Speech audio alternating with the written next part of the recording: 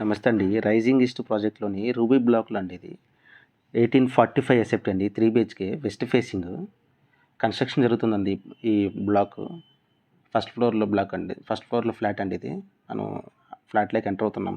ఇది 3 బిహెచ్‌కే అండి. ఎంటర్ అవ్వంగానే మనకు లివింగ్ ఏరియా ఉంటది. లివింగ్ ఏరియా నుంచి మనం రైట్ సైడ్ మాస్టర్ బెడ్‌రూమ్‌లోకి వెళ్తున్నామండి ఇప్పుడు. ఇది మాస్టర్ బెడ్‌రూమ్ అండి. 13x14.5 డైమెన్షన్స్‌తో వస్తది. మీకు 2 వెంటిలేషన్స్ వస్తాయి చూడండి. రూమ్ కూడా చాలా స్పేసియస్‌గా ఉంది. మీకు ఇంటర్నల్ వాల్స్ వచ్చేసి 4.5 ఇంచెస్ వస్తాయండి. ఎక్స్టర్నల్ వాల్స్ వచ్చేసి 9 ఇంచెస్ వస్తాయండి. మీకు ప్లాస్టింగ్ కూడా ఇంటర్నల్ ప్లాస్టింగ్ వచ్చేసి 2 కోటింగ్ వస్తుందండి. మీకు flat to flat 6.6 open to sky ఉంటుందండి. మీకు ఇండివిజువల్ హౌస్ లాగా ఉంటుంది. కామన్ వాల్స్ ఎక్కడా ఉండవండి. మీకు ఇండివిజువల్ హౌస్ ఎట్లా ఉంటుందో సేమ్ అదే ఫీలింగ్ ఉంటుందండి. మీరు ఆ ఫ్లాట్లో మీకు డ్రెస్సింగ్ ఏరియా అండి అది. డ్రెస్సింగ్ ఏరియా 9.6x5 వస్తుందండి. డైమెన్షన్స్తో వస్తుంది. డ్రెస్సింగ్ ఏరియా నుంచి రైట్ సైడ్కి మీకు ఒక వాష్రూమ్ వస్తుందండి. Attached washroom. అది కూడా సేమ్ 9.6x5.3 డైమెన్షన్స్తో వస్తుంది. మీకు ఈ డ్రెస్సింగ్ ఏరియా ఉండడం వల్ల ఏంటంటే కబోర్డ్స్ పెట్టుకొని బట్టలన్నీ అక్కడే పెట్టుకోవచ్చండి. ఓకే, మనం ఇప్పుడు మాస్టర్ బెడ్రూమ్ నుంచి బయటకు వస్తున్నామండి. మాస్టర్ బెడ్రూమ్ నుంచి బయటకు రాగానే మనం ఇదంతా డైనింగ్ ఏరియా అండి. ఇక్కడ పూజా గది వస్తుందండి. రైట్ సైడ్ మాస్టర్ బెడ్రూమ్ పక్కనే ఇది పూజా గది. పూజా గది నుంచి మనం ఇప్పుడు కిచెన్లోకి వెళ్తున్నాం సార్. ఇది కిచెన్ 9.9 ఇంటూ 11.4 డైమెన్షన్స్తో వస్తుందండి. ఇది చాలా స్పేసియస్గా ఉంటుందండి కిచెన్. ఈ కిచెన్లో మీకు యూటిలిటీ ఏరియా, వాష్ ఏరియా ఇదండి.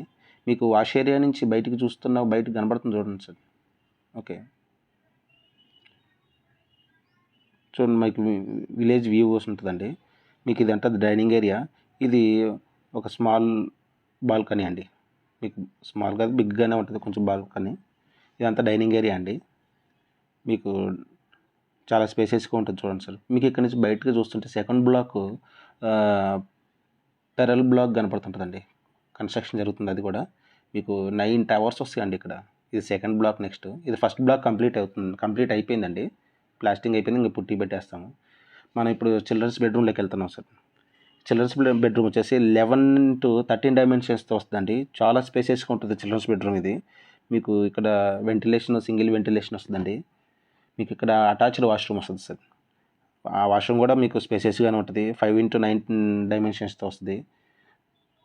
చిల్డ్రన్స్ బెడ్రూమ్ నుంచి బయటకు రాగానే మీకు next third bedroom guest bedroom అండి. ఈ గెస్ట్ బెడ్రూమ్కి కామన్ వాష్రూమ్ ఉంటుందండి. బయటే ఉంటుంది. ఇది కూడా 5x9 డైమెన్షన్స్తో వస్తుంది.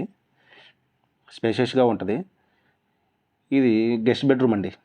Third bedroom.